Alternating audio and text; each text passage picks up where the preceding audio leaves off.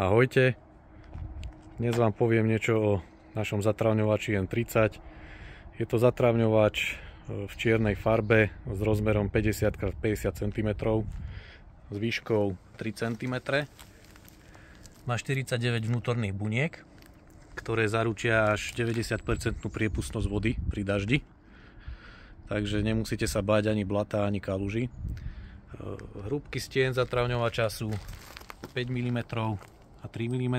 Na povrchu zatravňovača môžete vidieť výstupky, ktoré zabraňujú šmýkaniu. Tento zatravňovač má pevné zámky, takže zatravňovač pri skladaní bude pevne zopnutý ako pucle.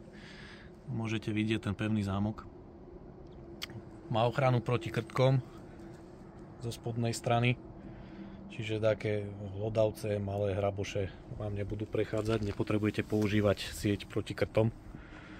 Tento zatravňovač má nosnosť 180 tón na meter štvorcový. Môžete ho vyplniť štrkom alebo trávou.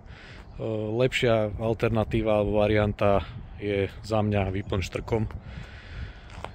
Kde ho použijete? Veľmi vhodný je na použitie na chodníky, spevnenie parkovacieho miesta pri rodinných domoch, do záhrad na chodníčky, pod bazény, do altánkov.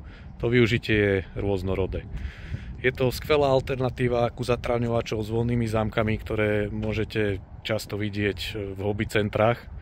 Na rozdiel od nich toto má ten pevný zámok, teda sa vám to nebude rozpadávať. Má to hrubšie steny a životnosť je ďaleko dlhšia ako pri tých základných modeloch v hobby marketoch.